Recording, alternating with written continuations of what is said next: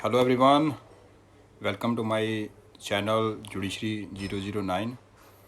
तो आज अपने सीआरपीसी का बड़ा इंपॉर्टेंट टॉपिक करने वाले हैं। चैप्टर 5 जो अरेस्ट से डील करता है उसको करेंगे आज, और इसके साथ चैप्टर 6 जो इशू समन्स के और वारंट्स की बात करता है, इन दोनों को देखेंगे अपने।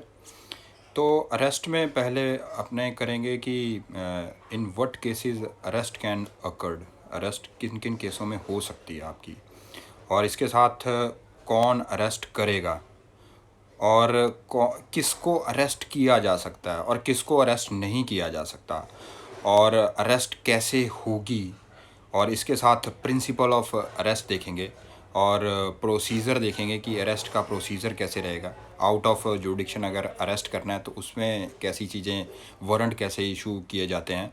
और इसके साथ देखेंगे टीआईपी प्रोसीडिंग्स, जो टेस्ट आइडेंटिफिकेशन पीरियड जो सेक्शन 54A में दी गई है वो सीआरपीसी के, वो देखेंगे। इसके साथ D K Basu versus state of West Bengal की जो गाइडलाइंस हैं वो देखेंगे। Arnesh Kumar versus state of Bihar जो 2014 की जजमेंट है उसमें देखेंगे क्या क्या चीज़ें साथ अटैच हुई है। और राइट ऑफ अक्यूज्ड पर्सन वो देखेंगे किस तरह से चीज़ें निकलती है। और Joginder Kumar versus state of UP उसमें भी थोड़ा सा देखने की कोशिश करेंगे, और अरेस्ट का मतलब समझने की कोशिश करेंगे कि अरेस्ट किसे कहते हैं। तो अपने शुरू करते हैं चैप्टर 5 से। सेक्शन 41 इससे डील करता है। सेक्शन 41 से अगर देखोगे सेक्शन 60A तक अरेस्ट से डील करते हैं। तो बड़े एक्सक्लूसिवली सेक्शन है जिसमें ये चीज़ें बताई गई हैं कि, और इसमें समय समय पर अमेंडमेंट्स जो होती रही हैं, जैसे आज तक 4 ही अमेंडमेंट हुई हैं। 2005 में अगर देखोगे अमेंडमेंट हुई है, उसके बाद 2009 में अमेंडमेंट हुई है, 2010 में अमेंडमेंट हुई है, 2013 में अमेंडमेंट हुई है। और उसके इन चारों अमेंडमेंट्स का देखेंगे। कई बार पीटी में क्वेश्चन आ जाता है कि कौन से सेक्शन में किस ईयर को अमेंडमेंट करके ये जोड़ा गया या इसको सब्स्टिट्यूट किया गया सेक्शन में पार्टिकुलर वर्ड्स के साथ, तो वो देखेंगे। तो सबसे पहले अपने सेक्शन 41 को देखते हैं। 41 क्लॉज 1, उसमें ये कहा गया है कि को any police officer, any person, दोनों है, any police officer, any person, any police officer can arrest any person without order of magistrate, without warrant of magistrate. अब दोनों चीज़ें हैं। तो अरेस्ट कर सकता है किन किन केसों में, जो आगे क्लॉज दिए गए हैं, जिसमें 2 क्लॉज हैं। पहला क्लॉज ये कहता है उसकी प्रेजेंस में अगर बंदे ने कॉग्निजेबल ऑफेंस किया है। दूसरा क्लॉज क्या कहता है? दूसरा क्लॉज ये कहता है कि जिसके अगेंस्ट क्रेडिबल इंफॉर्मेशन है, या रीज़नेबल कंप्लेंट फाइल हो गई है, या रीज़नेबल सस्पिशन एग्जिस्ट करते हैं कि that person has committed offence which having a punishment less than 7 year of age, 7 year of punishment, और up to 7 year of punishment with और विदाउट फाइन। तो इन 2 केसों में आप arrest without warrant, without order of magistrate कर सकता है। कोई भी पुलिस ऑफिसर किसी भी बंदे को कर सकता है। और जो दूसरे वाला क्लॉज है, जो जिसमें मैंने बताया कि 3 क्लॉज हैं, 3 चीज़ें आपको देखनी है। Reasonable suspicion exist, credible information है, या रीज़नेबल कंप्लेंट जिसके अगेंस्ट फाइल की गई है, इसके रिगार्डिंग की। और उसको अब दूसरे पहले क्लॉज को तो आउटराइटली आप अरेस्ट करिए, दिक्कत नहीं है। दूसरे क्लॉज को समझने के लिए ये अकेली चीज़ होनी ज़रूरी नहीं है। इसके बाद उसको आप नीचे वाले जो क्लॉज हैं उनको देखना पड़ेगा, वो भी 2 क्लॉज हैं। तो बी पार्ट के आगे फिर 2 क्लॉज हैं। 2 क्लॉज कौन कौन से हैं? बी का पहला क्लॉज ये कहता है कि वो जो पुलिस ऑफिसर है, reason to believe that person has committed cognizable offence. तो उसको रीज़न टू बिलीव है। रीज़न टू बिलीव में 2 चीज़ें होती हैं, एक सब्जेक्ट मैटर और एक ऑफेंस। दोनों अनसर्टन होते हैं, लेकिन क्योंकि रीज़न टू बिलीव यहाँ पे आ गया, तो यहाँ पे सफिशेंट जो है इसका जो है कॉज है उसके पास कि बंदे को जो है कॉग्निजेबल ऑफेंस इसने किया है। ये हो गया। और उसके साथ दूसरा क्लॉज अटैच कर दिया है। दूसरा जो क्लॉज अटैच किया है उसको देखते हैं। जैसे अगर उसको देखोगे तो उसमें ये कहा है कि वो उसको लगता है कि अरेस्ट नेसेसरी है। अरेस्ट नेसेसरी क्यों है? उसके साथ 5 क्लॉज और ऐड कर दिए हैं। तो 41 क्लॉज 1 में 2 चीज़ें हैं। उसके सामने कॉग्निजेबल ऑफेंस हुआ है, तो अरेस्ट करिए। दूसरा 3 चीज़ें, क्रेडिबल इन्फॉर्मेशन है, रीज़नेबल सस्पिशन है, या रीज़नेबल कंप्लेंट उसकी आई हुई है कि इस बंदे ने 7 साल से कम या 7 साल तक कोई ऑफेंस ऐसा किया जिसकी सज़ा इतनी है, विद और विदाउट फाइन। और उस दूसरे वाले क्लॉज के साथ फिर आगे 2 क्लॉज अटैच कर दिए। दूसरा क्या, उसको रीज़नेबल कॉज है कि बंदे ने ऑफेंस कॉग्निएबल किया है। दूसरा कि ये अरेस्ट इसकी नेसेसरी है फॉर द पर्पस ऑफ, जो 5 इसके साथ और चीज़ें अटैच कर दी हैं प्रॉपर इन्वेस्टिगेशन के लिए, ताकि ये थ्रेट, इंड्यूसमेंट या प्रॉमिस किसी विटनेस को ना दे कि यहाँ कोर्ट में तक ना पहुँचने की, कोर्ट तक ना पहुँचे या उस पब्लिक ऑफिसर के सामने ना पहुँचे, तो उस चीज़ को रोकने के लिए।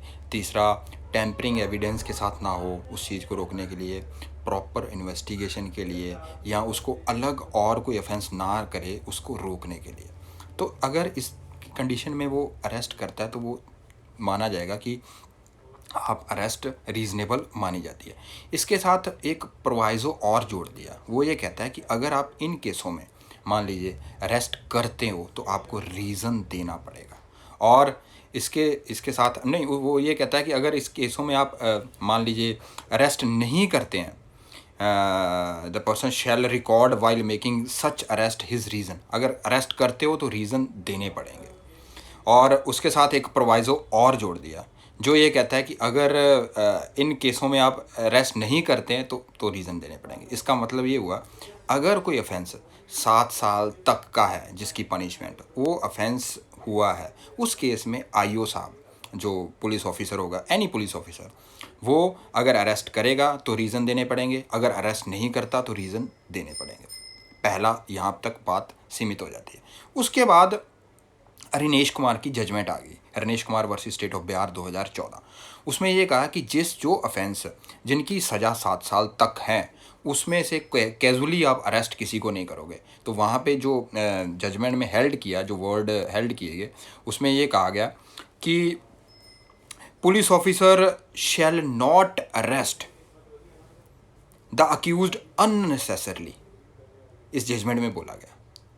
तो अब शैल नॉट वर्ड यूज़ कर दिया, अननेसेसरली इसके से साथ जोड़ लिया, तो आपको स्ट्रॉन्ग रीजनिंग देनी पड़ेगी अगर उस केस में आप, तो जनरली आईओज होते हैं, पुलिस ऑफिसर्स जिसमें पनिशमेंट 7 साल से नीचे होगी, उसमें अरेस्ट नहीं करते। तो इसके साथ आपको 41A का नोटिस अटैच कर दिया। जो ऑफेंस 7 साल से नीचे रहेगा उस केस में आपको हमेशा नोटिस देना पड़ेगा पहले, और नोटिस जब तक वो अक्यूज पर्सन उसका कंप्लाई करता रहता है, जहाँ जहाँ उसको कॉल किया, जहाँ जहाँ आप वहाँ पे जाके उसको नोटिस करने के, उसको इन्वेस्टिगेशन में उससे जो पूछताछ करनी है वो करता गया, तो आप उसको अरेस्ट नहीं कर सकते। लेकिन अगर उस केस में भी आपको लगता है कि अरेस्ट नेसेसरी और टू बी अरेस्टेड, तो आपको वहाँ पे भी रीज़न देके आप अरेस्ट कर सकते हो। तो जनरली कोई भी पुलिस ऑफिसर ऐसा पंगा नहीं लेता, क्योंकि Arnesh Kumar versus state of Bihar 2014 supreme court ने जो गाइडलाइंस दी उसमें ये एक चीज़ बोल दी कि कैजुअली तरीके से अगर कोई अननेसेसरली किसी को अरेस्ट करता है तो उस पुलिस ऑफिसर के ऊपर डिसिप्लिनरी एक्शन के साथ कंटेम्प्ट ऑफ कोर्ट भी लग सकता है। और जो मान लो जुडिशल मैजिस्ट्रेट है, जो उसकी जो कस्टडी बढ़ा रहा है, जिसके सामने 24 घंटे में आपने पेश कर दिया, अगर वो उसकी कस्टडी बढ़ा रहा है, मैकेनिकली बढ़ा रहा है, कुछ नहीं देख रहा, जो डीके बसु वाली जजमेंट में जो जो चीज़ें कही थी, Joginder Kumar versus state of UP में जो जो चीज़ें कही थी, जहाँ जो सेक्शंस में सीआरपीसी में लिखा हुआ है कि क्या, जैसे सेक्शन 54 है, सेक्शन 51 है, वो देखोगे, सॉरी 50A बड़ा ए, वो देखोगे तो वहाँ पे दिया हुआ कि जुडिशल मैजिस्ट्रेट है जो वो चेक करेगा कि ये पार्टिकुलर इसने फॉलो किए हैं। तो वो अगर ऐसी चीज़ें नहीं हैं तो उस जुडिशल मैजिस्ट्रेट के अगेंस्ट भी जो है वो disciplinary action concerned high court द्वारा हो सकता है। तो ये डायरेक्शन अरिनेश कुमार में दी गई है, तो इसने इनको सबको आपको देखना है। उसके साथ सेक्शन 41 का क्लॉज 1 का क्लॉज सब क्लॉज BA ये बात कहता है कि अगर किसी के अगेंस्ट जो है रीज़नेबल कंप्लेंट फाइल हो चुकी है, मान लीजिए अगर उसका वर्ड देखोगे तो रीज़नेबल कंप्लेंट अगर फाइल हो चुकी है, तो और अक्यूज को लगता है, सॉरी आईओ को लगता है, पुलिस ऑफिसर को लगता है कि on the basis of such information कि बंदे ने ऑफेंस किया है जिसकी सज़ा 7 साल से ज़्यादा है या डेथ है या लाइफ इम्प्रिजनमेंट जो भी है, उस केस में वो उसको अरेस्ट कर सकता है, दिक्कत नहीं है। तो ये थोड़ा सा आपको समझने की ज़रूरत है। और आगे वाले जो क्लॉज हैं, जैसे अगर 41 का क्लॉज सब क्लॉज 1 का सब क्लॉज बी देखोगे तो उसमें जो चीज़ें ये दी गई हैं, और उसके साथ सॉरी बी ए के में ये दी गई हैं। और उसके बाद आ जाओ सी बात करता है कि जो बंदा जो प्रोक्लेम्ड ऑफेंडर डिक्लेयर हो चुका है by the order of the court और by order of a state government, तो उसको भी आप आउटराइटली अरेस्ट कर सकते हो, दिक्कत नहीं है।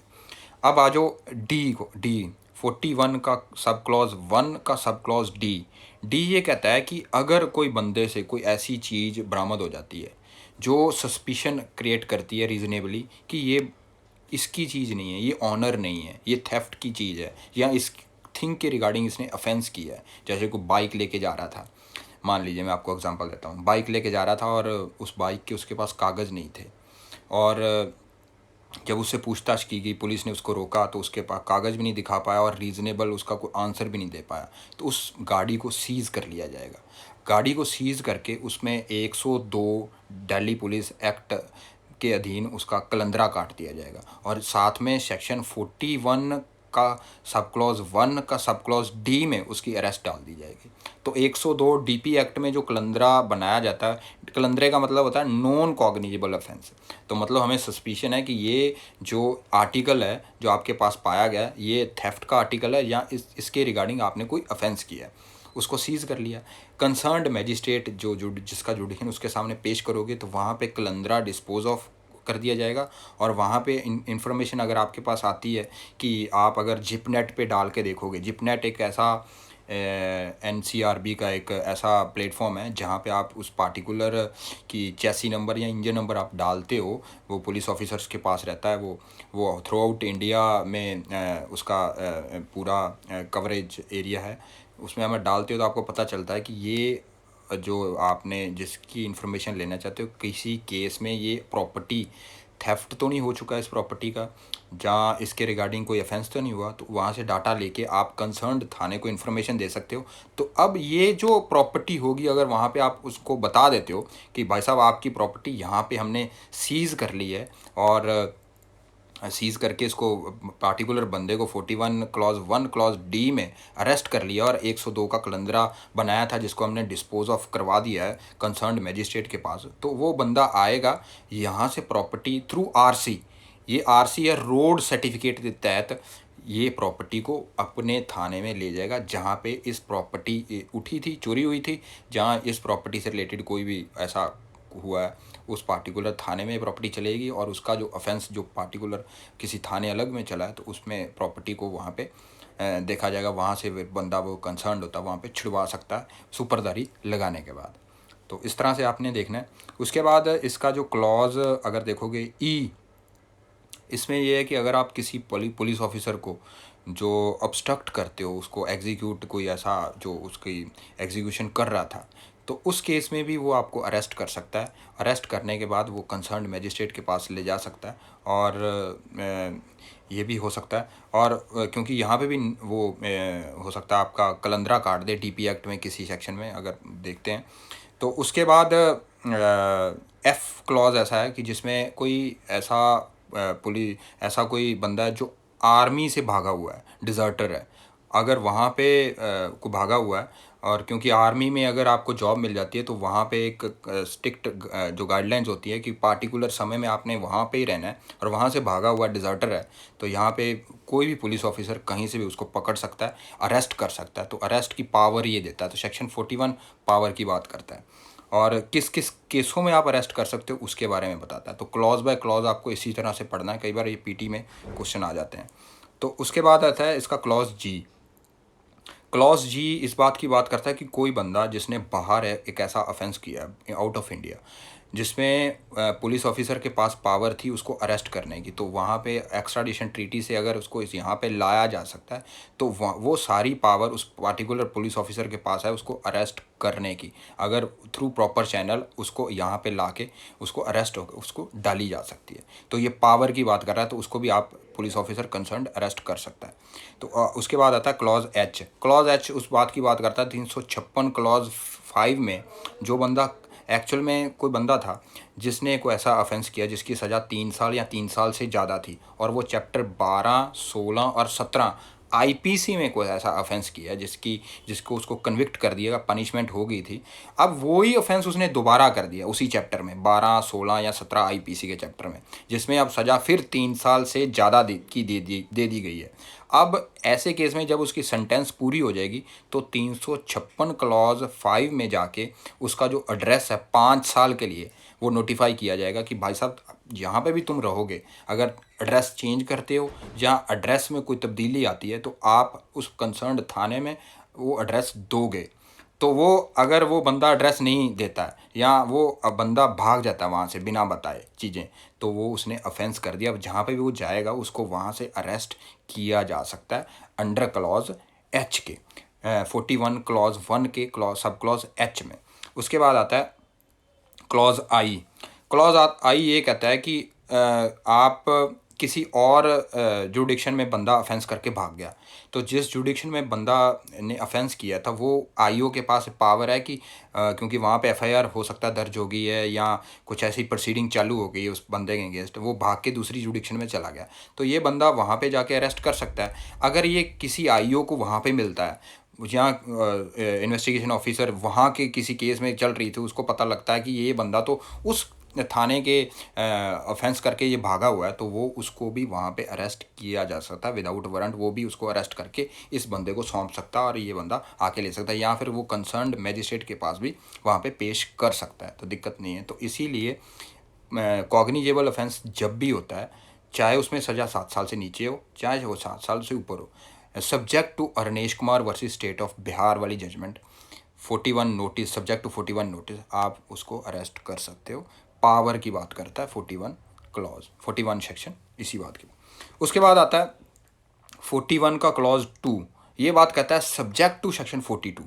42 में क्या है कि कोई बंदा पुलिस ऑफिसर के प्रेजेंस में नॉन कॉग्निजेबल ऑफेंस करता है या उसको लगता है कि उसके अगेंस्ट एलिगेशन है कि इसने नॉन कॉग्निजेबल ऑफेंस किया हुआ है, अब उसको आप अरेस्ट कर सकते हो। अरेस्ट किस लिए कर सकते हो? क्योंकि वो बंदा आप एड्रेस नहीं बता रहा, अपना नाम नहीं बता रहा, जहाँ ये बता रहा है वो गलत बता रहा है, क्योंकि वेरीफाई करना जरूरी है। तो उस केस में उसको बॉन्ड भरवा के कंसर्न 24 घंटे के अंदर अंदर आप मैजिस्ट्रेट के सामने पेश करोगे। तो कॉग्निजेबल केस में अगर आप अरेस्ट करते हो तो वहाँ पे मैजिस्ट्रेट के सामने अब आपको 24 घंटे में पेश करना है, वो सेक्शन 57 बताता है। सेक्शन 57 एक चीज़ और बताता है, वो ये कहता है ज़रूरी नहीं है कि 24 घंटे आपने वेट करनी है, तो वहाँ पे रीज़नेबल टाइम की बात करता है। अगर आपको लगता है कि 24 घंटे से पहले मैं इसको पेश कर सकता हूँ, मेरे को ज़रूरत नहीं है इसको बिठा के रखने की, और इन्वेस्टिगेशन का ये पार्ट होता है, ये सेफगार्ड के साथ चलता है। अगर आपको ये पावर दी हुई है, इसको सेफगार्ड के तहत देखना पड़ेगा कि वो अरेस्ट, क्योंकि यहाँ पे किसी को अरेस्ट करना, डिटेन करना, उसके आर्टिकल 21 के कई बार ये हमेशा उसके अगेंस्ट होता है, क्योंकि आप किसी को उसकी लिबर्टी को कटेल कर रहे हो। तो इसमें हमेशा जो स्ट्रिक्टली गाइडलाइंस जो दी गई हैं डीके बसु स्टेट ऑफ वेस्ट बंगाल में, जिसमें 11 गाइडलाइंस दी गई थी, उस गाइडलाइंस के तहत सेक्शन 41A बनाया गया, 41B बनाया गया, 41B बनाया गया, 41C बनाया गया, 41D बनाया गया। तो उसके बाद ये अमेंडमेंट की गई है। जो ये अमेंडमेंट 2009 की अमेंडमेंट है, ये उस पार्टिकुलर केस से निकली हैं, तो उसको हमने अच्छे से देखना है। तो कॉग्निजेबल केस में जब भी आपने अरेस्ट करना है तो सेक्शन 57 को देखना पड़ेगा, और 57 में ये कहता है कि आप उसको रीज़नेबल टाइम के तहत 24 और तक ही इन्वेस्टिगेशन के लिए अपने जो भी उससे पूछताछ करनी कर सकते हो। उसके बाद आपको 167 सेक्शन में वहाँ पे आपको प्रोड्यूस करना पड़ेगा कंसर्न मैजिस्ट्रेट के पास, इवन दो कि वो मैजिस्ट्रेट जिसके पास पावर भी नहीं है ट्राई करने की, इंक्वायर करने की, ये दिक्कत नहीं है। तो वहाँ से ही निकलता है ट्रांजिट रिमांड की कंसेप्ट। जैसे दिशा रावी वाले केस में क्या हुआ था, दिल्ली पुलिस यहाँ से जहाँ एनआईए यहाँ से दिल्ली से गई थी बेंगलोर उसको अरेस्ट करने के लिए। लेकिन अब देखिए, अगर मान लो एक जगह पे ऑफेंस होता है, बंदा पहुँच गया, मान लो अंडमान निकोबार, मैं एग्जांपल लेके चलता हूँ, अंडमान निकोबार चला गया, अब यहाँ पे ऑफेंस हुआ है तो यहाँ के जो पुलिस है उसको अरेस्ट करने की पावर रखती है। तो कॉग्निएबल ऑफेंस है तो वहाँ की पुलिस भी उसको अरेस्ट कर सकती है, दिक्कत नहीं है। लेकिन यहाँ की पुलिस ऑफिसर, क्योंकि उनको भी पता नहीं है, या हो सकता है वहाँ पे छिप के रह रहा हो, इनको खबर आ गई कि ये बंदा वहाँ पे है, ये वहाँ गई, वहाँ जाने के बाद उसको अरेस्ट किया। अरेस्ट करने के बाद अगर पुलिस को लगता है कि 24 घंटे के दौरान इसको यहाँ पे लाया नहीं जा सकता, जहाँ पे इसकी जहाँ उस पुलिस थाने के अंदर जो मजिस्ट्रेट जो बैठता है, जहाँ भी जिसकी जुरिडिक्शन है उसको ट्रायल या इंक्वायरी कंडक्ट करने की, तो ये क्या करेंगे, वहाँ पे अंडमान निकोबार में जो कंसर्न्ड जो मजिस्ट्रेट होगा, सीएमएम या सीजीएम जहाँ पे वो बैठता है, उसके सामने पेश करेंगे। और पेश करने में वहाँ पे ट्रांजिट रिमांड लेंगे, जो 167 में निकाला जाता है, जहाँ पे गया है कि वो मजिस्ट्रेट जो आपका वारंट, जो आपका रिमांड बढ़ा सकता है। बढ़ाने का मतलब यहाँ पे ये है कि उसके पास जुडिक्शन है या नहीं है, दिक्कत नहीं है। अगर आपको 24 घंटे से ऊपर लग रहा है टाइम, तो आप वहाँ पे उसको प्रोड्यूस कर सकते हो। प्रोड्यूस करने के बाद वहाँ से रिमांड ले सकते हो, ट्रांजिट रिमांड भी ले सकते हो। अगर वहाँ पे पुलिस रिमांड का जो लगता है तो पुलिस रिमांड आपको इसी थाने से मिलेगी, जिस थाने से कंसर्न्ड आपकी वो कोर्ट लगती है, उस कोर्ट से मिलेगी। तो आपकी एफआईआर, आपकी इन्वेस्टिगेशन, आपकी ट्रायल, आपकी इंक्वायरी, इन सब की जुरिडिक्शन है। लेकिन इन्वेस्टिगेशन की ब्रॉड अगर देखोगे जुरिडिक्शन है, एफआईआर 154 से निकली है कि एफआईआर आप करा सकते हो, रिटर्न में होगी और सारी चीज़ें वहाँ से निकली है। इसको आपको 156 के क्लॉज 1 की तरफ देखना पड़ेगा। कैसे देखना पड़ेगा?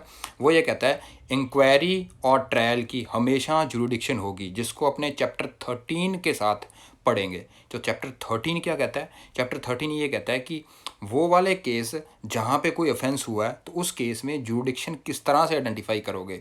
तो वहाँ पे अगर ऑफेंस होता है तो वहाँ पे जो कंसर्न्ड एरिया है उसी कोर्ट का उसके ऊपर जुरिडिक्शन बनेगा, इंक्वायरी करने का, ट्राई करने का। उसी से आप इन्वेस्टिगेशन की पावर लोगे। चैप्टर 13 से ही आप जुडिक्शन देखोगे अपना इन्वेस्टिगेशन का। लेकिन क्योंकि इन्वेस्टिगेशन बड़ा ब्रॉड एरिया में इन्वेस्टिगेट कर सकते हो, एक तो वहाँ से लेना, और उसके साथ आप 156 का क्लॉज सेकंड देख सकते हो। वो ये कहता है कि अगर आप बाहर वाले एरिया में भी इन्वेस्टिगेशन करने के लिए जाते हो तो वहाँ पे भी ये आपको लिमिट नहीं करता है। कोई ऐसी प्रोसीडिंग आपकी सिर्फ इसीलिए ख़राब नहीं मानी जाती कि आपने इन्वेस्टिगेशन आउट ऑफ जुडिक्शन किया है। तो एफआईआर की जुडिक्शन है उसी एरिया में करानी है जहाँ पे वो ऑफेंस हुआ है। अगर हम जीरो एफआईआर को छोड़ भी दें तो zero FIR extra ordinary circumstances में अगर आउट ऑफ जुडिक्शन आप एफआईआर कराना चाहते हैं तो मना नहीं है, क्योंकि उस पर state of Lalita Kumari versus state of UP लगता है। वो कहता है कॉग्निएबल ऑफेंस हुआ तो कंसर्न्ड थाने के पास अगर आप लेके जाते हो कि कॉग्निएबल ऑफेंस हुआ है तो उसको एफआईआर करनी पड़ेगी। अब एफआईआर करने हो सकता है क्योंकि उसका जुडिक्शन नहीं है उस थाने का, तो वहाँ पे वो जीरो एफआईआर करके उसी थाने के पास भेज देंगे जिस थाने का उसके ऊपर जुडिक्शन है। तो केस वहीं पे चलेगा जहाँ पे जुडिक्शन हो।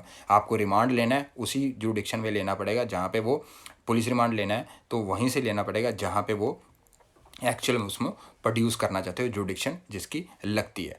अब मान लीजिए वहाँ से थाने से लाते हुए आपने ट्रांजिट रिमांड उस थाने से ले लिया था अंडमान निकोबार से, वहाँ से आप यहाँ लाना चाहते हो, इसमें 7 दिन मान लीजिए लग गए, तो 7 दिन अरेस्ट के 7 दिन लग चुके हैं। तो आपने अगर पुलिस रिमांड लेना है तो इसी कोर्ट से लेना है, तो वो 7 दिन लैप्स होने के बाद आपके पीछे 8 दिन रहते हैं, तो 8 दिन का ही पीसी रिमांड आप ले सकते हो, इससे ज़्यादा नहीं ले सकते हो। अब ये नहीं आप कह सकते हो नहीं जी हम तो रास्ते में हम टाइम लग गया, हमारा इसमें क्या कसूर है, पुलिस ये कह रही है हमारा क्या कसूर है, पूरी प्रोसिक्यूशन ये कह रहा है कि हमारा क्या कसूर है। हम क्योंकि ये 7 दिन ऐसे ही लग गए क्योंकि वहाँ से हमने प्रॉपर चैनल्स के साथ इसको लाते हुए हमें टाइम लग गया, तो हमें 15 दिन का पीसी चाहिए, पुलिस रिमांड चाहिए। तो ऐसा नहीं है, आपको उस 8 दिन का ही लगेगा क्योंकि 7 दिन आपने, तो 15 दिन पहले अक्यूज़ को आज अरेस्ट हुआ तो पहले 15 दिन में आप पुलिस रिमांड ले सकते हो, उसके बाद पुलिस रिमांड नहीं मिलता है। तो ये आपको देखना पड़ेगा। तो उसके बाद मान लो कोई एक ऐसा अक्यूज़्ड है, उसको पकड़ लिया आपने, 4 अक्यूज़ थे, उसको पकड़ लिया आपने, चारों में से एक अक्यूज़ड ऐसा जो भागा हुआ था। अब 4 अक्यूज़ड को अगर आपने पकड़ लिया है तो क्योंकि वहाँ से डिफ़ॉल्ट बेल का भी प्रोसेस चलेगा, आपको आज अरेस्ट कर लिया तो अगले दिन से वो काउंटिंग शुरू हो जाएगी, वो 60 दिन और 90 दिन वाली। 60 अगर वो ऑफेंस ऐसे हैं जिसकी सज़ा 10 साल से ऊपर की है, तो उस केस में आप 90 दिन में आपको चार्जशीट फाइल करनी होगी। अरेस्ट से अगले दिन से वो काउंटिंग होगी। आज दिन अरेस्ट हुआ है, उससे अगले दिन से काउंटिंग होगी। तो वो काउंटिंग जो लास्ट दिन वो काउंट होगा, वो 90 दिन के अंदर अंदर आपको चार्जशीट फाइल करनी होगी। अगर वो ऑफेंस 10 साल से नीचे का है तो उस केस में आपको 10 साल या 10 साल से नीचे का है, उस केस में आपको 60 डेज़ में चार्जशीट फाइल करनी होगी। अरेस्ट आज हुआ है, अरेस्ट से अगले दिन से वो काउंटिंग शुरू होगी और लास्ट दिन काउंट किया जाएगा। 60 दिन में अगर चार्जशीट अगर नहीं फाइल करते या 90 दिन में जो पीरियड में जो मैंने कहा अगर जिसमें सज़ा 10 साल से ऊपर की है, तो उस केस में बंदे के पास डिफ़ॉल्ट बेल का राइट चला जाता है। 167 में वो डिफ़ॉल्ट बेल ले लेता है। अगर वो डिफ़ॉल्ट बेल ले लेता है तो उस केस में वो, क्योंकि वो उसका इनहेरेंट राइट है, जो Rakesh Kumar Paul versus state of Assam वाली जजमेंट ने कह दिया, Bikramjit Singh versus state of Punjab वाली जजमेंट में ऑनरेबल सुप्रीम कोर्ट ने समय समय पर कह दिया, उसको समझते हैं इस तरह से। तो अपने अरेस्ट वाला चैप्टर कर रहे थे, तो सेक्शन 41 और 42 मैंने आपको बता दिया है। तो 42 में जो अरेस्ट नॉन कॉग्निजेबल में की जाती है वो इसी पर्पज़ के लिए की जाती है कि आपका एड्रेस वेरीफाई हो जाए, आपका नाम वेरीफाई हो जाए। अगर नहीं होता तो उस केस में आप उसको अरेस्ट करोगे। अदरवाइज़ नॉन कॉग्निजेबल में आप विदाउट ऑर्डर ऑफ मैजिस्ट्रेट ना तो अरेस्ट कर सकते हो ना इन्वेस्टिगेट कर सकते हो। लेकिन कॉग्निजेबल में आप अरेस्ट भी कर सकते हो, इन्वेस्टिगेट भी कर सकते हो। तो इस तरह से देखना आपने। तो 41A का नोटिस उस केसों में दिया जाता है जहाँ पे ऑफेंस 7 साल से तक का किया है, 7 साल से नीचे या 7 साल तक का किया है। उस केस में आप ऐसे नहीं जाते अरेस्ट कर लोगे। उस केस में पहले आपको 41A का नोटिस देना पड़ेगा, उसके बाद अरेस्ट का प्रोसीजर वो फॉलो करना पड़ेगा अगर लगता है तो और अरेस्ट किस तरह से होगी उसके लिए 41B लगेगा कि वो AVC फार्मूला लगेगा। A accurate, V visible, C clear identification के साथ वो पार्टिकुलर जो पुलिस ऑफिसर जा रहा है अपनी नंबर प्लेट लेके जाएगा। और उसके बाद जब वो अरेस्ट करेगा, अरेस्ट करने के अरेस्ट मीमो तैयार करेगा, इंस्पेक्शन मीमो तैयार करेगा। 41A में इंस्पेक्शन मीमो का जिक्र नहीं है, लेकिन ये DK बसु वाली जजमेंट में इसका जिक्र था। DK बसु में 11 गाइडलाइंस दी थी, जिसमें एक इंस्पेक्शन मीमो की बात की थी कि इस बॉडी पे कितने मार्क हैं, कोई चोट तो नहीं लगी, कोई इंजरी तो नहीं है, उस चीज़ का जिक्र किया जाएगा। उसकी एक कॉपी अक्यूज पर्सन को दी जाएगी। तो अपने आ जाते हैं 41B में। 41B में उसको अरेस्ट करने के बाद, अरेस्ट कर लिया, अब उसमें जो उसके फैमिली मेम्बर्स होंगे, उसके फैमिली मेम्बर्स का साइन सिग्नेचर लिया जाएगा एक फैमिली मेम्बर का, या उस उसके लोकेलिटी में ऐसा कोई पर्सन है जिसमें फैमिली मेम्बर साइन नहीं कर पा रहे या वहाँ अवेलेबल नहीं है, तो उस लोकेलिटी वाले पर्सन से ले लिया जाएगा। तो या फिर अगर ये दोनों नहीं है तो 2 अन्य पर्सन के साइन आप ले सकते हो। तो उसके साथ मेमोरेंडम ऑफ अरेस्ट जो बनाता है उसमें काउंटर साइन है जो अक्यूज्ड के द्वारा किए जाते हैं। उसके साथ 41C देख सकते हैं, उस अरेस्ट का जिक्र है जो वो स्टेट गवर्नमेंट जो कंसर्न्ड जहाँ से अरेस्ट की गई है उसके जो एक कंट्रोल रूम बनाए जाएंगे, वहाँ उसका बताया जाएगा किस बंदे को अरेस्ट किया और किस बंदे ने अरेस्ट किया और किस ऑफेंस में अरेस्ट किया, उस डिस्ट्रिक्ट लेवल पे और स्टेट लेवल पे, दोनों पे। स्टेट लेवल का मतलब यहाँ पे वो स्टेट का हेडक्वार्टर जो दिल्ली, वो जो जैसे दिल्ली पुलिस का हेडक्वार्टर है ITO के पास है, तो वहाँ पे वो शो किया जाएगा। तो इस चीज़ों को अपने देखना है। और 41D जो वे भी DK बसु की जजमेंट की जो गाइडलाइंस का पार्ट है। तो यहाँ पे इंटेरोगेशन जब भी आप करोगे तो वो अपनी जो अक्यूज पर्सन है वो अपना जो कंसर्न्ड जो एडवोकेट होगा वो ड्यूरिंग इंटेरोगेशन उसके साथ रहेगा। ये दो नॉट थ्रू आउट इंटेरोगेशन नहीं, कुछ पार्ट का वो देखना पड़ेगा उसको। उसके बाद आता है 43 सेक्शन। 43 में ये पावर है कि अगर कोई बंदा कॉग्निजेबल और नॉन बेलेबल ऑफेंस किसी की प्रेजेंस में करता है, किसी प्राइवेट पर्सन की प्रेजेंस में करता है, तो वो प्राइवेट पर्सन उसको वहीं पे अरेस्ट करके कंसर्न्ड जो है नियरेस्ट जो पुलिस स्टेशन है वहाँ पे ले जाके उसको दे सकता है। और 44 ये कहता है कि अगर एग्जीक्यूटिव मजिस्ट्रेट और जुडिशल मजिस्ट्रेट के प्रेजेंस में आपने कोई ऑफेंस किया, यहाँ पे एनी ऑफेंस की बात है, कॉग्निजेबल नॉन कॉग्निजेबल की बात नहीं है। तो ये आपको पीटी के लिए देखना है 44 सेक्शन। एनी ऑफेंस करता है एग्जीक्यूटिव मजिस्ट्रेट की प्रेजेंस में या जुडिशल मजिस्ट्रेट की प्रेजेंस में, तो वो जुडिशल मजिस्ट्रेट या एग्जीक्यूटिव मजिस्ट्रेट या तो खुद अरेस्ट कर सकता है या किसी पब्लिक पर्सन को ऑर्डर करके कह सकता है इसको अरेस्ट करो। अगर उसका दूसरा क्लॉज देखोगे तो दूसरा क्लॉज में ये कहता है कि ऐसे कोई बंदा जिसने ऐसी जगह पे ऑफेंस किया है जहाँ पे वो जुडिशल मजिस्ट्रेट या एग्जीक्यूटिव मजिस्ट्रेट उस पार्टिकुलर बंदे को अरेस्ट करने के लिए वारंट इशू कर सकता था। अब वारंट जो बंदा इशू कर सकता है तो उसका मतलब ये नहीं है कि उसके पास ट्राई करने की या इंक्वायरी करने की जुडिक्शन भी है, ऐसा नहीं है। अगर सीआरपीसी पढ़ोगे तो वारंट कोई भी मजिस्ट्रेट इशू कर सकता है। क्यों कर सकता है? क्योंकि कई बार चीज़ें इस तरह से होती हैं। अगर देखो, मान लो आपको एक एग्जांपल देता हूँ कि एक बंदे ने एक जगह पे ऑफेंस किया, उस पार्टिकुलर केस में ऑफेंस करने के बाद वो कहीं पे भाग गया और वहाँ भागने के बाद उस पार्टिकुलर जगह पे भी उसने ऑफेंस कर दिया। ऑफेंस करने के बाद ये जो बंदा है, ये जो जुडिशल मजिस्ट्रेट है, वारंट इस अपने वाले केस के लिए तो वारंट इशू कर ही सकता है। तो अगर वह यहाँ पे अरेस्ट कर लिया तो अरेस्ट तो दोनों के लिए ही हो चुका ना। तो इस केस में भी ये सेक्शन इस तरह से इसको देखना है। तो उसके बाद आता है सेक्शन 45 ये कहता है कि कोई आर्मी के ऑफिसर्स हैं, उनको आप इवन दो कि उन्होंने 41 वाले जो क्लॉज लगते हैं वो सारे क्लॉज उनके ऊपर लग रहे हैं, फिर भी आप उनको अरेस्ट नहीं कर सकते। क्यों नहीं कर सकते? क्योंकि वो during discharge of is there official duty, वो काम करते हुए उन्होंने कोई ऐसा ऑफेंस कर दिया जो सेक्शन 41 में फॉल कर रहा है, फिर भी आप उनको अरेस्ट नहीं कर सकते। तो अदरवाइज़ अगर कोई आर्मी ऑफिसर इसके अलावा कोई उस में फॉल कर रहा है तो उसको आप अरेस्ट करो, दिक्कत नहीं है। लेकिन ये वहाँ यहाँ पे वर्ड दिया हुआ है in the discharge of is official duty, अगर कोई ऐसा ऑफेंस करता है तो इसका ध्यान रखना आपने, अगर वो पीटी में क्वेश्चन आता है तो 45 आर्मी, नेवी और एयरफोर्स के जो जितने भी ऑफिसर्स हैं इनके ऊपर लगता है कि ये बंदे ड्यूरिंग अगर अपनी डिस्चार्ज करते हैं अपनी ऑफिशियल ड्यूटी और ऐसा कोई ऑफेंस करते हैं जो 41 के उस क्लॉजों में फॉल कर रहा है, फिर भी आप उनको अरेस्ट नहीं करोगे। और स्टेट गवर्नमेंट को ये पावर है, वो नोटिफाई करके कुछ ऑफिसर्स को इसके अंदर डाल सकते हैं आर्मी के, और उस केस में भी आपको उनको अरेस्ट नहीं कर सकते अगर वो नोटिफिकेशन इस पार्टिकुलर उस आर्मी के लिए या पार्टिकुलर ऑफिसर्स के लिए, तो आप उसको इस तरह से दे सकते हो। उसके बाद आता है सेक्शन 46, ये कहता है अरेस्ट हाउ मेड, अरेस्ट किस तरह से की जाती है। तो पार्टिकुलर अगर आप किसी को अरेस्ट करना चाहते हो तो उसको पहले तो वर्ड्स के साथ या देखोगे तो वोमन के केस में वर्ड्स के साथ अरेस्ट होना ये प्रज्यूम किया जाता है कि वो वर्ड अगर उसको बोल दिए कि आप रुको हम आपको अरेस्ट करना चाहते हैं, तो ये माना जाएगा कि वो अरेस्ट जो है कंप्लायंस हो चुकी है।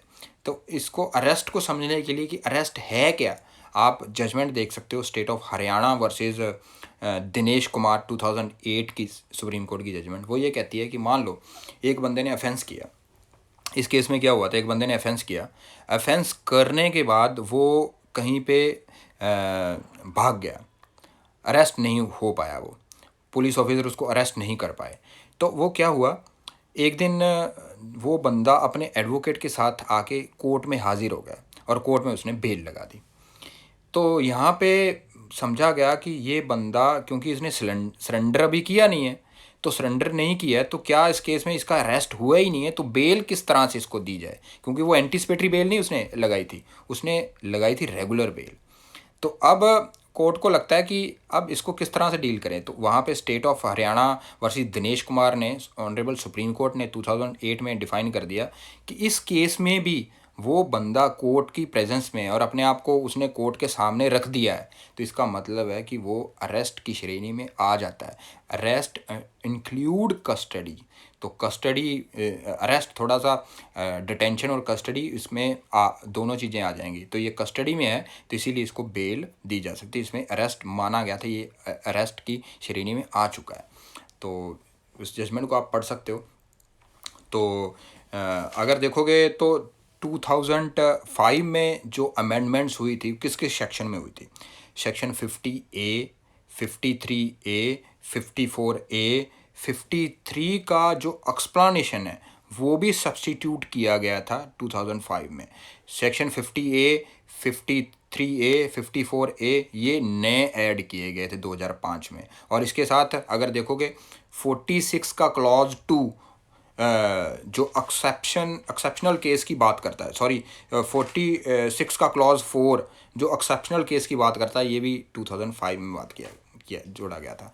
तो फीमेल को जब भी आपने अरेस्ट करना है तो जनरल रूल ये है कि आपने आफ्टर सनसेट और बिफोर सनराइज़ आपने अरेस्ट नहीं करना है।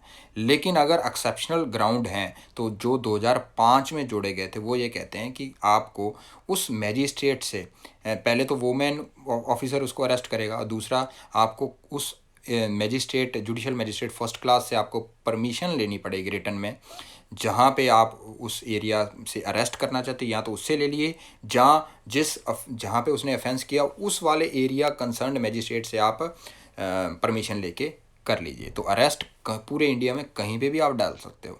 तो जहाँ पे अरेस्ट डालनी हो तो वहाँ से भी उससे आप इसकी परमिशन ले सकते हो, जहाँ पे उसने ऑफेंस किया उस एरिया मैजिस्ट्रेट के से भी आप उसकी परमिशन ले सकते हो। तो दोनों क्लॉज समझने आपको। उसके बाद आता है सेक्शन 47 सर्च की बात करता है। Search of a place entered by person sought to be. अब अरेस्टेड पर्सन कहीं पे छिप गया है, अब उसकी सर्च की बात हो रही है। इसको अपने सेक्शन 91 के साथ पढ़ेंगे, सेक्शन 100 के साथ पढ़ेंगे, सेक्शन 165 के साथ पढ़ेंगे, सेक्शन 166 CRPC, ये सारे CRPC के सेक्शन जो प्रोविज़न है इनके साथ पढ़ेंगे। तो सेक्शन 47 बात करता है कि जब बंदा छुप गया कहीं पे तो उसको वहाँ से सर्च करने के लिए किस तरह से प्रोसीजर रहेगा, सेक्शन 47 बताता है। सेक्शन 91 ये बताता है कि अगर आपने किसी डॉक्यूमेंट को सर्च करनी है या किसी और थिंग की आपने सर्च करनी है तो सेक्शन 91 में आपको जाना पड़ेगा। उसमें SHO और एनी कोर्ट दोनों के पास पावर है। जो कोर्ट है उसमें आप वो ऑर्डर कर सकता है, तो वो अगर SHO कंसर्न्ड है तो SHO वो आपको रिटर्न वो दे सकता है, ऑर्डर दे सकता है कि आप जाके सर्च करिए, तो वो सर्च कर सकते हैं। उसमें 123 और 124 एविडेंस एक्ट में जो चीज़ें फॉल करती है उनकी सर्च नहीं हो सकती है। उसके साथ टेलीग्राम या टेलीग्राफ के जो ऑफिस हैं उसमें अगर आपने कोई चीज़ें सर्च करनी है तो वो भी सर्च वहाँ पे 91 में नहीं दी गई है। उसके साथ सेक्शन 100 देखा जा सकता है। 100 ये कहता है कि सर्च अगर आप कर रहे हो तो किस तरह से उसका प्रोसेस चलेगा। और 165 आप अपनी जुरिडिक्शन में पुलिस ऑफिसर सर्च कैसे करेगा, और 166 CRPC आउट ऑफ जुरिडिक्शन आप सर्च किस तरह से करोगे। तो इन चारों सेक्शनों को क्लब टुगेदर करके आपने पढ़ना है। तो इसके बाद इसको अपने सेक्शन 51 के साथ भी पढ़ना है। 51 में आपको अक्यूज पर्सन को अरेस्ट कर लिया है, अब उसकी सर्च, उसको पेंट पुंट देखना, उसकी जेबें देखना कि क्या है इसमें, सारी चीज़ें जो वो एक पार्टिकुलर लगाओगे कि ये चीज़ें इससे मिली हैं, उसका पार्टिकुलर्स बना के उसको एक कॉपी अक्यूज को दे दोगे। तो सेक्शन 51 इसी बात की बात करता है। तो सेक्शन 47 हो चुका है। उसके बाद अपने देखते हैं सेक्शन 48 ये कहता है कि आप किसी भी जुरिडिक्शन में बंदा चला जाए तो वहाँ पे आप उसको अरेस्ट कर सकते हो। तो ये जनरल सी बात करता है। और 49 ये कहता है अननेसेसरी रिस्ट्रेन आपने नहीं करना है, जितना ज़रूरत है उतना। तो ये सेफ गार्ड की बात करता है। ऐसा नहीं है कि अरेस्ट में आप अननेसेसरी रिस्ट्रेन लेके घूमते फिरो। आप जो सुनील बत्रा वर्सेस दिल्ली एडमिनिस्ट्रेशन वाले केस में ये कहा गया था, आपको वो ऐसा नहीं है कि उसको हथकड़ियाँ लगा के कहीं पर भी उसको घसीटते लेके चले जाओ अक्यूज पर्सन, क्योंकि आर्टिकल 21 उसको सेफगार्ड देता है कि, और इसके साथ सेक्शन 49 भी इस बात की कहता है कि अननेसेसरी रिस्ट्रेन आपने नहीं करना है। उसके साथ आता है सेक्शन 50। तो बेलेबल ऑफेंस में अक्यूज्ड का राइट रहता है, राइट टू गेट बेल। ये कहाँ पे दिया गया है? सेक्शन 50 में दिया गया है। तो सेक्शन 50 में ये बात उसको कौन बताएगा? ये कंसर्न्ड पुलिस ऑफिसर बताएगा, भाई साहब ये बेलेबल ऑफेंस है, तो इसका राइट है तेरा, इसमें बेल ले सकता है। तो उस केस में उस तरह से इस चीज़ों को देख सकते हो। और उसको पार्टिकुलर्स और ग्राउंड दोनों बताए जाएंगे। अगर वो पब्लिक, चाहे वो एक आम साधारण आदमी उसको अरेस्ट कर रहा है। अब देखिए, अरेस्ट करने के लिए वारंट जो है वो सेक्शन, अगर देखोगे वारंट वाले सेक्शन देख सकते हो, सेक्शन 72 ये कहता है कि जो मजिस्ट्रेट है वो अरेस्ट वारंट का किस किस को इशू कर सकता है? एक पुलिस ऑफिसर को भी कर सकता है, more than one police officer को भी कर सकता है, एक पब्लिक पर्सन को भी कर सकता है। पब्लिक पर्सन को वो अरेस्ट जो अरेस्ट वारंट है जो तब इशू करेगा जब उसको इमीडिएट अरेस्ट करने की ज़रूरत है और पब्लिक जो पुलिस ऑफिसर है वहाँ पे अवेलेबल नहीं है। तो उस केस में एक पब्लिक पर्सन या एक से ज़्यादा पब्लिक पर्सन को वो वारंट इशू कर सकता है, दिक्कत नहीं है। तो यहाँ पे अगर सेक्शन 50 देखोगे तो यहाँ पे जो दोनों वर्ड दिए गए, अदर पर्सन अरेस्टिंग, जो अदर पर्सन उसको बंद अक्यूज को अरेस्ट करेगा उस केस में भी वो सारी पार्टिकुलर्स और उस ग्राउंड उसको बताएगा। तो सेक्शन 50 इसी बात की बात करता है। उसके बाद आता है सेक्शन 50A। तो मैंने बताया था कि section 50A, section 53A, section 54A और सेक्शन 46 का क्लॉज 2, और ये नई चीज़ें जो ऐड की गई थी ये 2005 में ऐड की गई थी। और इसमें सेक्शन 53 की जो एक्सप्लेनेशन है, जो मेडिकल की एक्सप्लेनेशन दी गई है, उसमें जो सब्स्टिट्यूट सेक्शन किया गया था ये था सेक्शन 53 का एक्सप्लेनेशन। बाकी चीज़ें नई ऐड की गई थी। कौन कौन सी? 2005 में section 50A, section 53A, section 54A और इसके साथ सेक्शन 46 का क्लॉज 4, 2 नहीं 4, जो एक्सेप्शनल केस की बात करता है। जब आप किसी लेडी को आपने एक्सेप्शनल केस में जो है आफ्टर सनराइज़ और बिफोर आफ्टर सनसेट और बिफोर सनराइज़ आपने अरेस्ट करना है, तो उस बात की बात करता है। उसके बाद मेडिकल वाले जो सेक्शन है कि सेक्शन 50A की बात करते हैं। सेक्शन 50A जनरल सी बात करता है। वो कहता है कि आपने उसको सारी चीज़ें बतानी है कि आपने अरेस्ट कर लिया। अब वो अपने फ्रेंड को बता सकता है, अपने रिश्तेदार को बता सकता है सारी चीज़ें जिसको वो बचाना चाहता है, और उसके साथ कहाँ से वो अरेस्ट हुआ और किस पार्टिकुलर प्लेस से उसको कस्टडी में रखा गया, वो सारी चीज़ें बतानी होगी। तो उसके बाद आता है सेक्शन 52 ऑफेंसिव वेपन किसी से सीज़ किया जाता है तो उस केस में आप उसको सीज़ करके कंसर्न्ड कोर्ट के पास पेश कर सकते हो कि सर ये इससे ये वेपन मिला है। तो सेक्शन 52 छोटी सी बात करता है। उसके बाद आता है मेडिकल वाले जितने भी सेक्शन है, 53 और 53A और 54, ये 3 है जो ये बात कहते हैं, जो अक्यूज़्ड की जो बात करते हैं कि अक्यूज़्ड का मेडिकल किस किस सेक्शन में हो सकता है। तो इन सेक्शनों में देखा जाए तो 53A वो उस केस में लगता है जहाँ पे रेप के एलिगेशन आपके अगेंस्ट हैं, जहाँ आपने अटेम्प्ट टू रेप के एलिगेशन है। तो उस केस में अगर देखा जाए तो जो जहाँ से पहला जो है 16 किलोमीटर के रेडियस से जहाँ पे ऑफेंस कमिट हुआ है वहीं से आपने उसको एग्ज़ामिन करवाना है। अगर वो वहाँ पे पॉसिबल नहीं हो पा रहा तो वहाँ पे आपने जो रजिस्टर्ड मेडिकल प्रैक्टिशनर वहाँ से जो आपने उसको एग्ज़ामिन कराना है। तो पहला जनरल रूल ये है कि आपको रजिस्टर्ड मेडिकल प्रैक्टिशनर वहाँ से आप उसको एग्ज़ामिन करिए। अगर वो अवेलेबल नहीं है तो 16 किलोमीटर के रेडियस के अधीन जहाँ पे वो ऑफेंस हुआ उसके अंदर अंदर जो हॉस्पिटल है वहाँ से भी उसको मेडिकली आप एग्ज़ामिन करा सकते हो, और उसमें सारी चीज़ें जो स्वैब वगैरह ले सकते हो, ब्लड स्टेन ले सकते हो, उसका सीमेन कलेक्ट कर सकते हो, उसका जो आपको इन्वेस्टिगेशन के लिए चाहिए वो चीज़ें आप ले सकते हो। अब विक्टिम का कहाँ पे है अगर आप उसको एग्ज़ामिन करवाना चाहते हो तो वहाँ पे 164A को आप देख सकते हो। वो जो 2005 में इसी के साथ जोड़ा गया था। तो ये 53A और 164A दोनों 2005 में जोड़े गए थे जो रेप की बात करते हैं। वहाँ पे भी 164 में विक्टिम की मेडिकल की बात हो रही है, यहाँ पे अक्यूज़्ड की बात हो रही है। तो 53 अकेला सेक्शन है जो ये अनदर केसेस की बात करता है, जो रेप और उसके बात नहीं करता। ये अदर जो ऑफेंसेस है उस केस में आप उसका मेडिकल एग्जामिनेशन करवा सकते हो, जिसमें कम से कम SI लेवल का बंदा मेडिकल एग्जामिनेशन करवाएगा, या उसकी डायरेक्शन में कोई बंदा जा रहा है रिटर्न की तो वो भी करवा सकता है। तो वहाँ पे रजिस्टर्ड मेडिकल प्रैक्टिशनर ही उसको एग्जामिन करेगा, और फीमेल केस में फ़ीमेल ही उसको एग्जामिन करेगी। और 54 सेक्शन ये कहता है कि आप जब भी अरेस्ट करोगे, अरेस्ट के तुरंत बाद जो है उसका मेडिकल होगा 48 आवर्स के दरीन, और PC के दौरान भी आप हमेशा उसका मेडिकल कराते रहोगे हर एक 48 आवर्स के बाद। तो ये 54 सेक्शन इसके लिए देख सकते हो। उसके बाद आता है सेक्शन 54A जो TIP की कंसेप्ट के बारे में बताता है। तो TIP कैसे हो की जाती है? अब देखिए, एक बंदे ने ऑफेंस कर लिया, ऑफेंस करने के बाद उसको विक्टिम ने थोड़ा सा देख लिया था कि ये इसकी शक्ल इस तरह से है।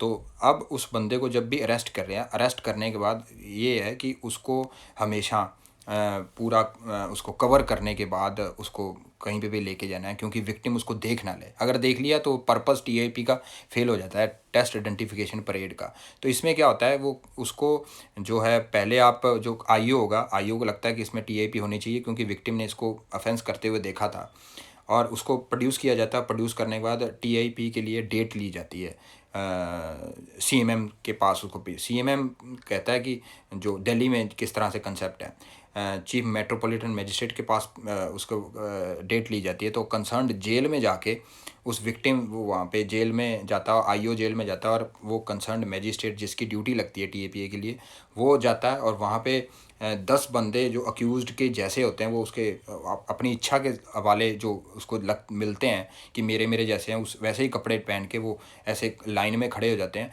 और लाइन में खड़े होने के बाद वो शीशा आगे लगा होता है, शीशे से इस तरफ जो विक्टिम है उसको पहचान के बताता है कि ये जो बंदा है या ये बंदा है, जो भी उसको लगता है वो उसको पहचान के बाद पहचानना हो जाता है तो टीआईपी कंक्लूड हो जाती है। अगर टीआईपी फेल हो जाए कि ये उसको लगता है कि ये बंदा ये है, वो गलत आइडेंटिफाई कर ले, तो उस केस में आप जो है अक्यूज़ का डिस्चार्ज हो जाता है, क्योंकि वो केस बनता नहीं है।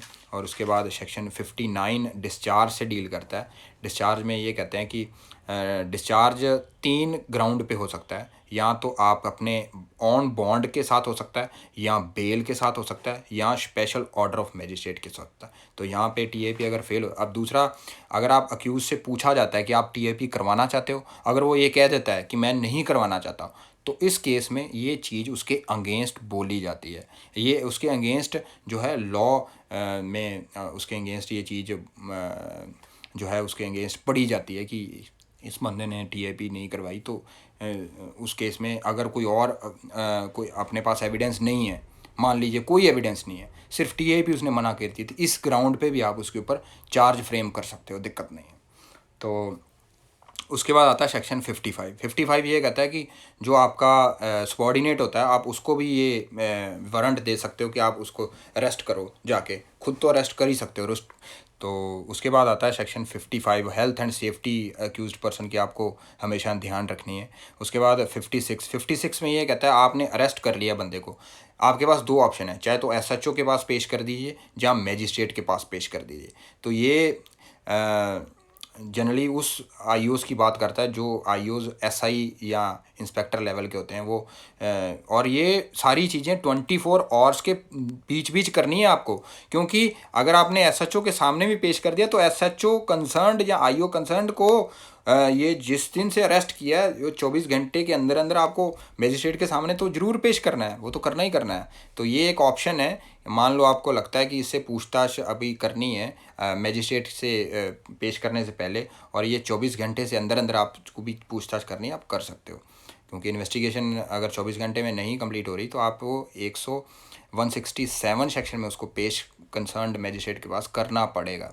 अगर आप 124 में अगर आपकी मान लीजिए आपकी जो इन्वेस्टिगेशन कंप्लीट हो जाती है और आपको लगता है कि बंदे ने ऑफेंस नहीं किया है, तो उस केस में आप डिस्चार्ज के लिए लिख सकते हो, उसका बॉन्ड भरवा के कंसर्न्ड मजिस्ट्रेट के सामने उसको पेश कर सकते हो, या लेटर लिख सकते हो, सर इसको इसके अगेंस्ट कोई ऑफेंस नहीं बनता लेकिन हमने इसको अरेस्ट कर लिया था।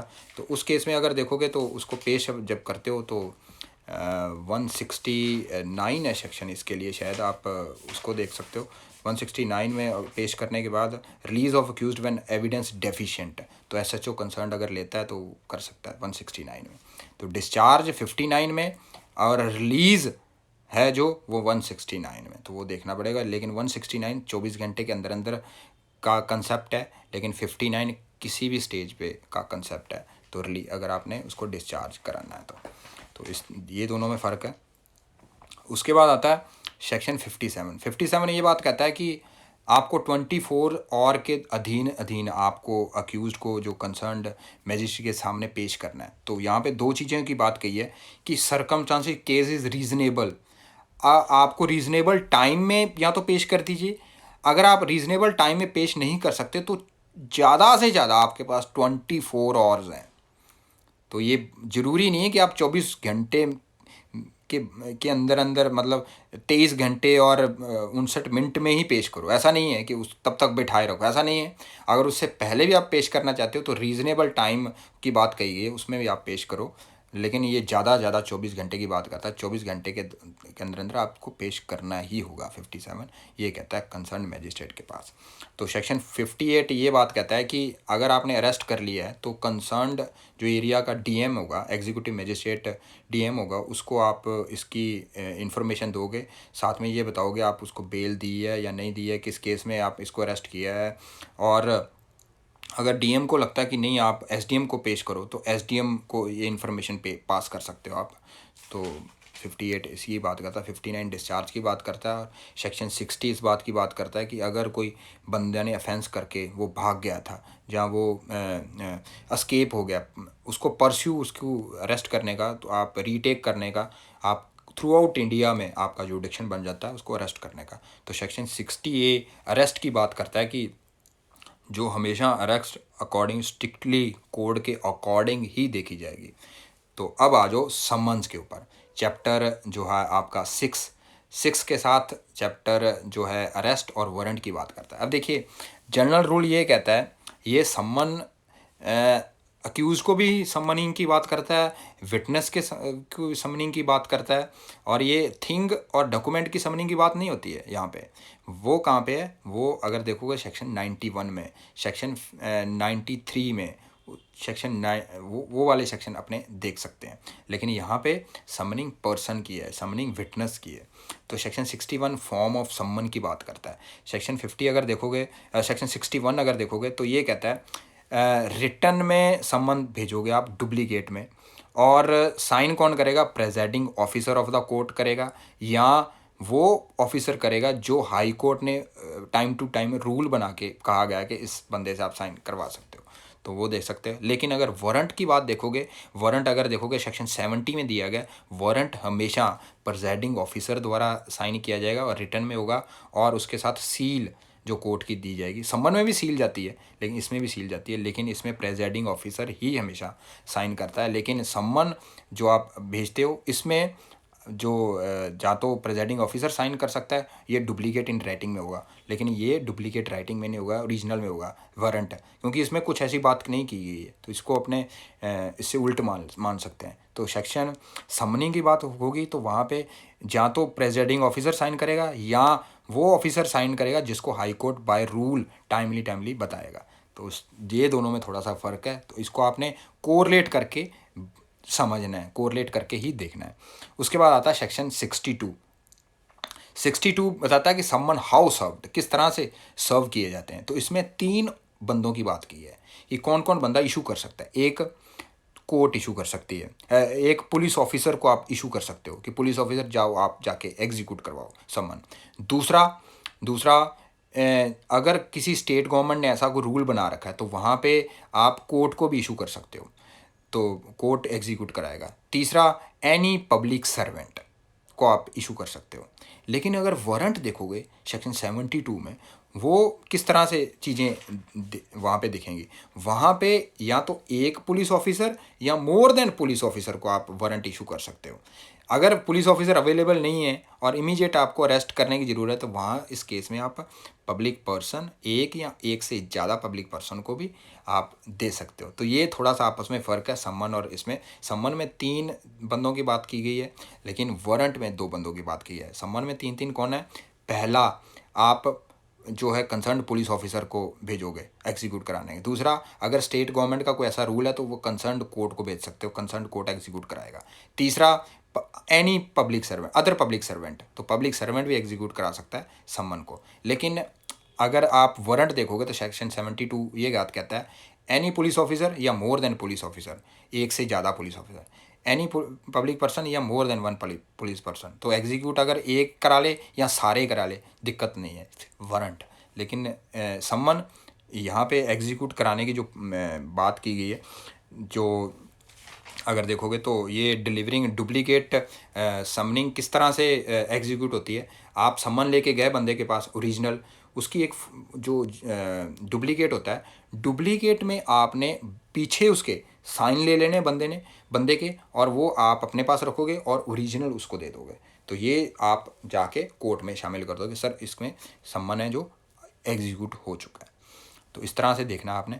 उसके बाद आता है सेक्शन 63 ये बात कहता है कि कॉरपोरेट जो बॉडीज़ या सोसाइटीज़ को आपने सम्मन एग्जीक्यूट कराने, तो वो किस वहाँ के सेक्रेटरी को आप भेज सकते हो, वहाँ के लोकल जो है मैनेजर के पास भेज सकते हो, या अदर प्रिंसिपल जो है ऑफिसर वहाँ पे भेज सकते हो, या चीफ ऑफिसर के पास भेज सकते हो। तो वो ये समझा जाएगा कि वो सम्मन एग्जीक्यूट हो गया, ये 4 बंदों ने अगर सम्मन ले लिया तो इस तरह से चीज़ें देखनी है आपको। उसके बाद आता है सेक्शन 64 ये कहता है कि अगर बंदा मिलता ही नहीं है, मान लो फाइंड आउट ही नहीं हो रहा है, तो उस केस में आप वहाँ पे जो डुप्लीकेट है वो उसके जो फैमिली के अडल्ट मेल मेंबर हैं उसको आप डुप्लीकेट में साइन लेके कह सकते हो कि ये एग्जीक्यूट हो चुका है। इसी तरह अगर सीपीसी में देखोगे तो एक कंसेप्ट है ऑर्डर 5 रूल 15 सीपीसी की, उसको इसके साथ अटैच करके देख सकते हो। इस सेक्शन 64 की एक्सप्लेनेशन अगर देखोगे तो यहाँ पे सर्वेंट जो है it's not a member of a family, तो ये उसको अगर आप उससे अगर साइन करवाते हो तो ये नहीं माना जाएगा कि वो एग्जीक्यूट सम्मन नहीं हुआ है। तो सेक्शन 65 उसके बाद ये बात करता है कि जब 62, 63 और 64 में सम्मन नहीं दिए जाते, एग्जीक्यूट नहीं होते, तो उस केस में जहाँ पे किसके सम्मन आपने एग्जीक्यूट करवाना है तो उसमें उस घर में कॉन्स्पिशियस प्लेस में जाके आप सम्मन चिपका दीजिए, या होम स्टेड कोई ऐसी जगह पार्क पूर्क या उसके पास आप सम्मन चिपका सकते हो। उस घर में जो पार्क है, उस घर में जो गार्डन है, उस घर में जो कमरा है उसमें चिपका सकते हो। तो ये उसके बाद कई बार कोर्ट उसको समझ लेता है कि ड्यूली सर्व्ड हो गए हैं, कई बार कोर्ट उसको फ्रेश सम्मन भी भेज सकते हैं। सेक्शन 65 इसी बात करता है। उसके बाद आता है सेक्शन 66, ये गवर्नमेंट सर्वेंट्स को जब आपने सम्मन भेजने हैं तो किसको सम्मन किस तरह से जाएंगे, तो उस केस में आपको हेड ऑफ ऑफिस को दें। हेड ऑफ डिपार्टमेंट की बात नहीं की गई है, हेड ऑफ ऑफिस की बात की गई है। तो हेड ऑफ ऑफिस के पास जब सम्मन जाएंगे तो वो जो है वो उसी तरह एग्जीक्यूट कराएगा जिस तरह से अगर देखोगे सेक्शन जो 62 में बात की गई है कि वो डुप्लीकेट जैसे सम्मन ओरिजिनल उसके पास ऐसे गया क्योंकि उसके साथ डुप्लीकेट भी जाता है, तो ओरिजिनल है जो वो उस बंदे को दे देगा, और डुप्लीकेट वो अपने जो नीचे वाले एम्प्लॉयर है उसके पीछे वाले में साइन करवा के अपने पास लेगा और वो सम्मन आगे कोर्ट के पास भेजेगा, ये देखिए मैंने एग्जीक्यूट करवा दिया है। तो पब्लिक जो गवर्नमेंट सर्वेंट इस तरह से दिया जाता है। उसके बाद सेक्शन 67 आउट ऑफ अगर देखोगे लोकल जुडिक्शन, आउट ऑफ लोकल जुडिक्शन से आपने बाहर सम्मन एग्जीक्यूट करवाना चाहते हो तो सम्मन हमेशा अगले वाली कोर्ट के पास जाएंगे। वो कोर्ट जो उस एरिया की जुडिक्शन रखती है वो कोर्ट ही उसको एग्जीक्यूट करवाएगी। आप ये वाली कोर्ट की वहाँ पे जुडिक्शन नहीं है तो ये आप सम्मन सीधा नहीं वहाँ पे भेज सकते, आपको उस कोर्ट में भेजना पड़ेगा, वो एग्जीक्यूट करे। लेकिन वारंट में ऐसा नहीं है। वारंट में आप या तो सीधा पुलिस ऑफिसर को भेजिए अगर देखोगे सेक्शन 79 पुलिस ऑफिसर को आपने वारंट दे दिया, जाओ जाके उस बंदे को अरेस्ट कर ले, वो गया और जाके पहला कंडीशन ये है कि वो एग्जीक्यूटिव मजिस्ट्रेट या कंसर्न्ड डीएसपी या कंसर्न्ड कमिश्नर ऑफ पुलिस के पास जाए, उसकी एंडोर्समेंट ले कि इस बंदे को हम अरेस्ट करना चाहते हैं, और उस केस में वो जो एग्जीक्यूटिव मजिस्ट्रेट या डीएसपी या कमिश्नर ऑफ पुलिस उसकी हेल्प करेंगे एग्जीक्यूट कराने में। हेल्प क्या करेंगे, वो अपनी मशीनरी लगाएंगे उसको वारंट को एग्जीक्यूट कराने में।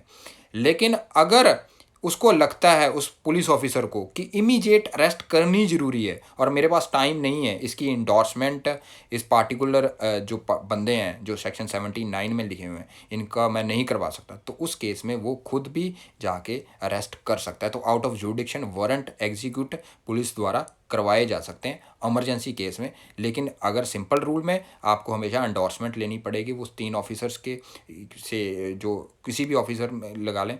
उसके बाद मान लो आप अरेस्ट हो गया बंदा अरेस्ट होने के बाद उसको पेश कहाँ करेंगे, क्योंकि आउट ऑफ जुडिक्शन वो अरेस्ट हुआ है। तो उस केस में सेक्शन 80 आप देख सकते हो। पहला उसमें 2 रूल हैं। पहला रूल ये कहता है अगर वो बंदे को आपने अरेस्ट कर लिया है और जिस कोर्ट ने इशू किया है वारंट वो 30 किलोमीटर के एरिया में ही विद इन 30 किलोमीटर एरिया में ही फॉल कर रही है, तो उस केस में आप सीधा उसको कंसर्न्ड कोर्ट के पास भेज दो, दिक्कत नहीं है, चाहे वो आउट ऑफ जुरिडिक्शन है, क्योंकि अलग अलग स्टेटों में हो सकता है। पंजाब हरियाणा के बॉर्डर में एक बंदे ने ऑफेंस किया था, वो 30 किलोमीटर के एरिया में उसको अरेस्ट कर लिया, तो अरेस्ट करने के बाद उसको उसी मजिस्ट्रेट के पास पेश कर दोगे जिसने उसको वारंट इशू किया है। पहला रूल ये। दूसरा रूल ये, अगर मान लो वो मजिस्ट्रेट की कोर्ट 100 किलोमीटर दूर थी, लेकिन एग्जीक्यूटिव मजिस्ट्रेट उस एरिया का जहाँ पे अरेस्ट किए, डीएसपी उस एरिया का जहाँ पे आपने अरेस्ट किया, और कमिश्नर ऑफ पुलिस उस एरिया का जहाँ पे आपने अरेस्ट किया, वो 100 किलोमीटर से भी परे रह रहे हैं। कोर्ट जिसने इशू किया है वो और स्टेट की है, वो 100 किलोमीटर के अंदर है, ये 100 किलोमीटर के बाहर रह रहे हैं, तो उस केस में भी आप सीधा उस कोर्ट में जाके पेश कर दीजिए। तो एरिया देखा जाएगा दूसरे क्लॉज में, किसका कम एरिया है, जिस एरिया कम होगा उसी में आप जाके पेश कर दोगे। अब मान लीजिए कोर्ट पे पास पेश कर दिया तो दिक्कत नहीं है, वो अपने आप वहाँ पे उसको जेसी देना है या पीसी वहाँ पे आप लेना चाहते हो तो पीसी ले सकते हो या जेसी में लेकिन अगर यहाँ पे पेश कर दिया वो एग्जीक्यूटिव मजिस्ट्रेट, डीएसपी या कमिश्नर ऑफ पुलिस जो दूसरा एरिया है, वहाँ पे वो उसको भेज देंगे कंसर्न्ड इस कोर्ट के पास, जिस कोर्ट की उसमें जुरिडिक्शन लगती है, जिसने उसको वारंट के थ्रू बुलाया है। तो उस केस में अब देखिए उसके बाद सेक्शन उसके साथ अटैच हो जाएगा सेक्शन 81।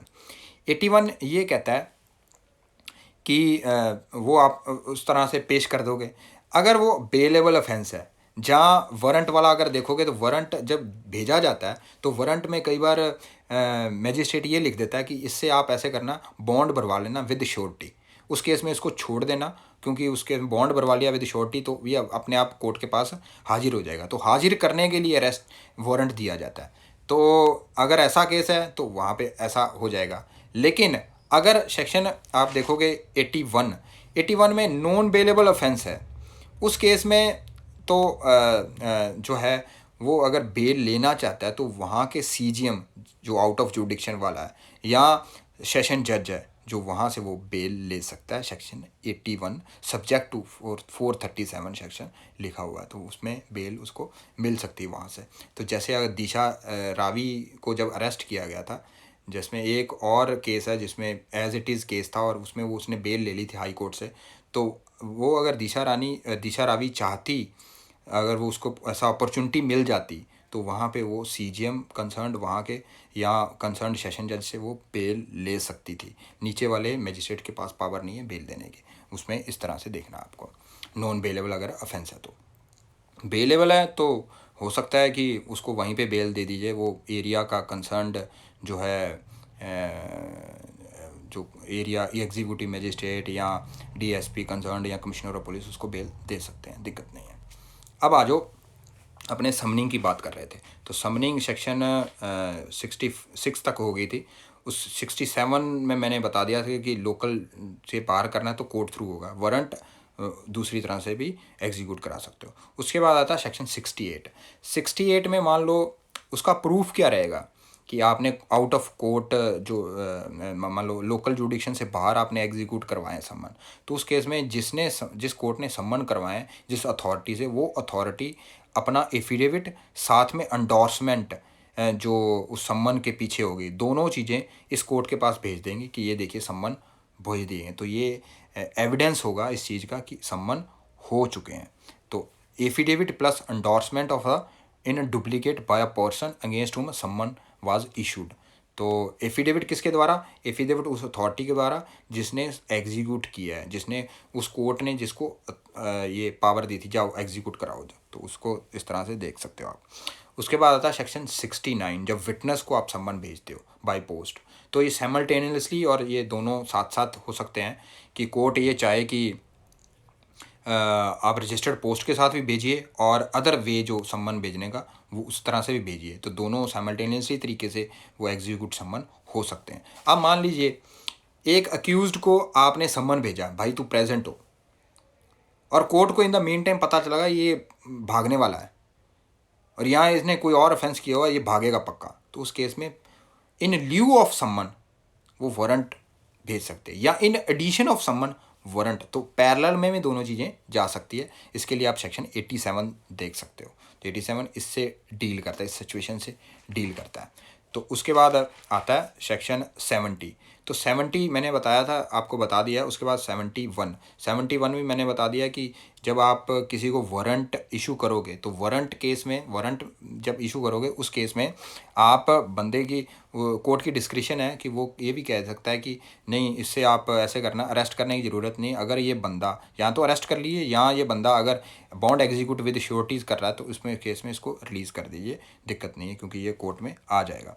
तो सेक्शन 72 मैंने बता दिया है। सेक्शन 73 बात करता है कि अगर कोई बंदा जो अस्केप्ड कन्विक्ट हो चुका है लेकिन भाग गया था, या पीओ डिक्लेयर हो चुका है, या नॉन बेलेबल ऑफेंस जिसने किया है और वो अरेस्ट अवेड कर रहा है, अरेस्ट से भाग रहा है, इन तीनों केसों में उसके अरेस्ट के वारंट सीजीएम या judicial magistrate first class warrant दे सकता है किसी प्राइवेट पर्सन को भी। अब देखिए, प्राइवेट पर्सन को भी वारंट दे दिया सेक्शन 72 और 73 में, तो आप इसको अरेस्ट करिए, तो वो बंदा अरेस्ट कर सकता है। तो सेक्शन 74 में पुलिस ऑफिसर को डायरेक्ट किए जा सकते हैं वारंट, या तो वो खुद एग्जीक्यूट करा लेगा, या अपने जो नीचे जो डिप्यूट कर सकता है किसी और ऑफिसर को, वो उस तरह से उसको। और सेक्शन 78 सीधी बात करता है, वो ये कहता है कि अगर आप एग्जीक्यूट कराना चाहते हैं आउटसाइड जुडिक्शन वारंट, तो आपको उस एरिया के एग्जीक्यूटिव मजिस्ट्रेट या एरिया के डिस्ट्रिक्ट डीएसपी या जो कंसर्न्ड कमिश्नर होगा उनसे एंडोर्स करा के उसकी मशीनरी से हेल्प लेनी पड़ेगी वारंट को, अरेस्ट ऑफ वारंट का वो एग्जीक्यूट कराने के लिए। तो इस तरह से ये सारी चीज़ें हैं। उसके बाद सेक्शन 82, 83, 84 और 85, 86 ये अपने अगली क्लास में देखेंगे। तो अब तक ये कंप्लीट हो चुका है आपका। तो थैंक यू सो मच जिसने क्लास मेरी लगवाई है। तो नेक्स्ट क्लास में आपको और अच्छे से पढ़ाने की कोशिश करूँगा एक नए टॉपिक के साथ। Thank you so much. जिन लोगों ने मेरा चैनल सब्सक्राइब नहीं किया है तो वो सब्सक्राइब करें। आगे सीआरपीसी की क्लासें और अदर लॉज की क्लासें लगातार आने वाली हैं। Thank you so much.